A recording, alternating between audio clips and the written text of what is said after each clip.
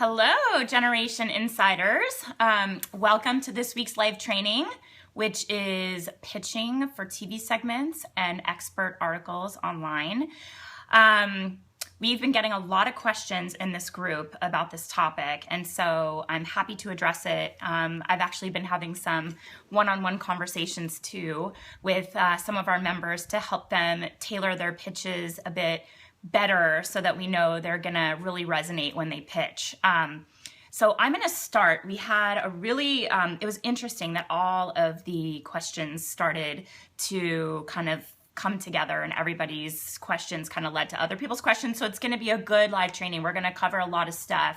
And at the end of it, I hope that you understand how to pitch yourself, how to set yourself apart, how to kind of land those expert articles and TV segments. And the reason you want to do this is you can use the media to establish yourself as an expert. It helps you gain credibility. It's a great tactic. And it helps if you eventually see yourself trying to get to the Today Show or some other live national platform. They're gonna wanna see that you're telegenic. They're gonna wanna see that you can carry a segment. And so you have to start small, you have to start local and start building a reel. And so, that's everybody's dream to be on the Today Show and Business Insider, but we're gonna start local and we're gonna kind of get on air and live TV experience and help you build a reel. So our first question comes from Jackie Zadek. And she said, Jen, I love the PR Essentials video, very helpful. Can you elaborate a bit on the actual pitch and kind of the spoon feeding aspect? To be specific, whom do you pitch and how do you find their info? Jackie was currently pitching morning shows and she wanted to hear my guidance and feedback. So I was kind of joking this morning that spoon feeding kind of sounds like these producers are babies and we're kind of handing them a little spoonful of pureed bananas or something gross that they're going to throw back at us. But really it is that you are creating the theme of the story and how you can share your expertise. So rather than coming to an editor or producer and saying, hi, I'm smart, I'm an expert in my field, feature me, they're going to kind of ignore that. You have to come to them and create a story angle and say to them, this is something that's newsworthy, that I can lend my expertise. Here's why I'm qualified. So you're essentially creating the story angle for editors and you pitch the concept and then you present yourself as the expert to share the story. You provide the how-to and maybe it's some on-air demonstrations. Like I have a client, Lindsay from Happiest Little Baker, and they have these monthly pre-designed baking kits that go out. And of course, the ultimate goal is to establish her as an expert in the baking and cooking world, but also to sell these kits. And so she's gone on air locally where she's from in Maryland and given a how-to demonstration. And of course, we're excited to get the press for her baking kits, but she's going on and lending her expertise about opportunities for parents to bond with children or what grandparents could be doing with kids during summer break, things like that, where she can work in her business into those pitches. So you're pitching the concept, whatever the story angle is that you want to pitch, and you're presenting yourself as the expert to share the story. You're going to provide the how-tos. So if it's something newsworthy, if you could speak to something that's happening in the world, if there's a popular headline, it's about kind of riding that wave of topic that's newsworthy, or if it's seasonal. So you want to pitch short lead things, which is live TV or articles that are going to be published pretty quickly. So the lead time frame is short. So you want to be thinking about things that could be relevant in about 2 or 3 weeks time. So it could be seasonal, like swim season is coming up or back to school. You could center around those seasonal trends and tailor your pitch to match something that would be relevant on the news in the next week or 2 weeks. So like, let's say, for example, you're a party planning expert and you want to get some credibility for your parties that you throw, or you want to drive people to your website. You can come up with Memorial Day party ideas on a budget, or if you're a personal trainer, you could share your 7 exercises that you can do at your desk to get bathing suit ready. So you see that there's more of an editorial hook there than just saying, hi, I'm a trainer and I could come on and show people how to exercise. There's no story there. So try to keep it very story centric. And when you send your pitch, you want to make sure too that your headline is very attention grabbing. So your subject line is your best and first impression, and you want to grab their attention. Don't be controversial, but definitely make it interesting. Potentially use the name and the name of the editor or producer and the outlet in your pitch, so they know that it's a targeted pitch to them and that it's not something that's going out mass to 100 people, because that will also kind of get your story ignored. And then we also had Elisa Weiner said, Jen, I read an article before from you and you said you wrote an expert post and then pitched it to various media outlets. Do you pitch them all at once, or do you wait to see if one responds with a yes or no before moving on to another? That is a great question, and I'm going to say that there is no exact science to this, that you can kind of start out by pitching to one or two. And, if you pitched it to many and they all picked it up, it would look kind of bad because they don't like to repeat content and kind of copy exactly what their competitor news stations or websites have featured. But you can kind of tweak your general pitch a little bit so that everybody's getting presented with something just a little bit different. But I like to pitch and make it really specific for that outlet that we're sending it to, and then wait a little bit and see what their feedback is in order to, kind of make sure that we're not sending too many things out to too many people and will end up being repetitive.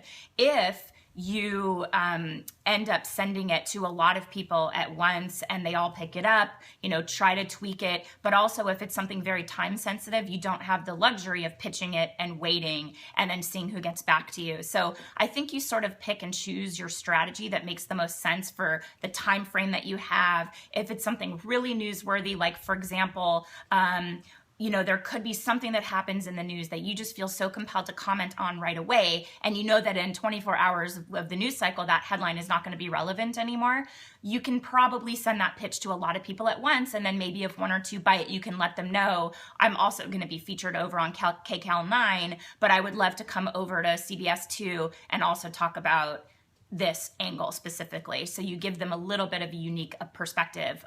You may lose one opportunity, you may not, but you definitely want to be honest, because if you start to spread yourself thin and you're not open and honest about where you're going to be, that ends up looking kind of really bad, and you might not get asked back if they say, well, that person just pitched over there. This is particularly important with like national morning shows. So Today's Show has their experts, GMA have their experts. They generally don't overlap. So if you kind of get picked up on one show first, you stay there and you end up kind of becoming their go-to person. So that's down the road. And in order to kind of get there, you have to start with local segments, build your reel, show that you're telegenic.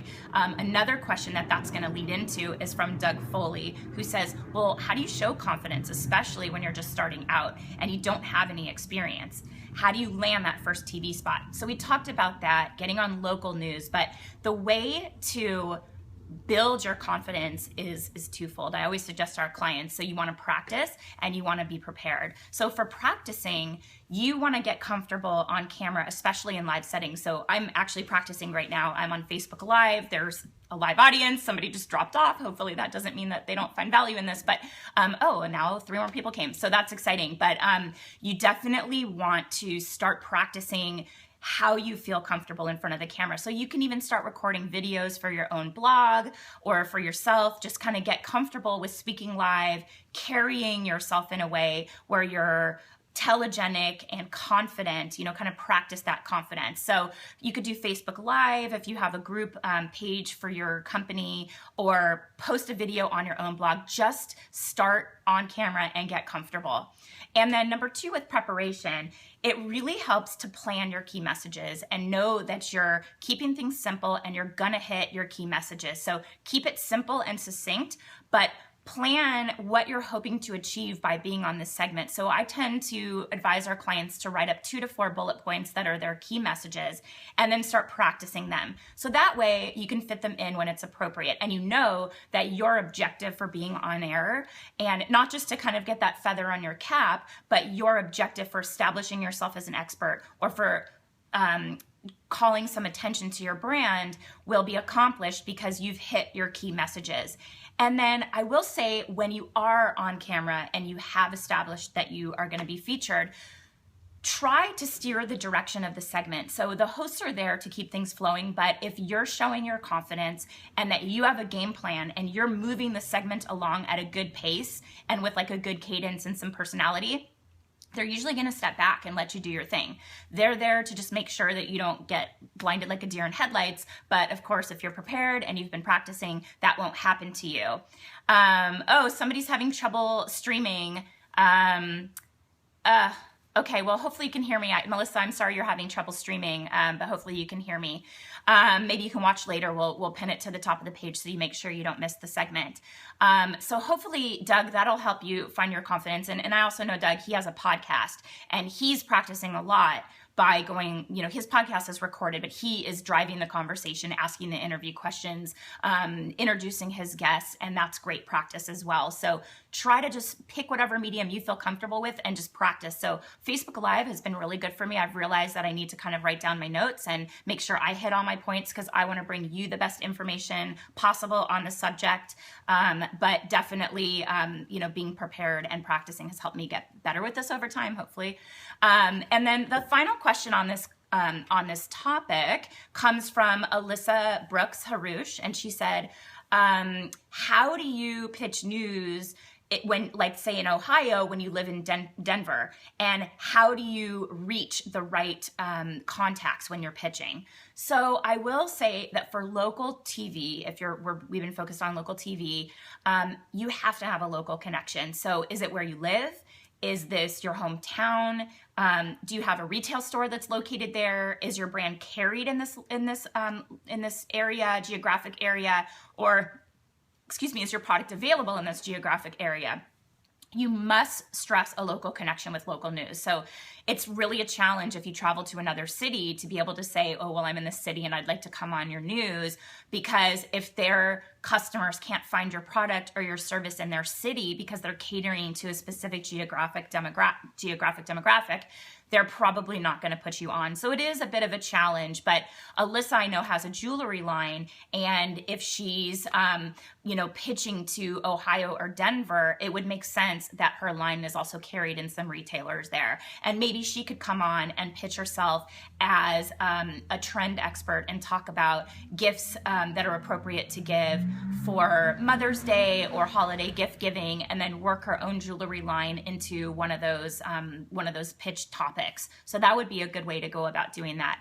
And then we had another question about how you reach the right contacts to pitch. So if you're pitching yourself for an online opportunity, you can usually go to the site and do some digging. You can either see the email format and you can reverse engineer how to reach those contacts, or else you can kind of go to the About Us or the contact page, find a contact and ask them to direct your message to the right person. There are some other tools that you can use too that will help you kind of figure out, email formatting conventions and get that to the right person.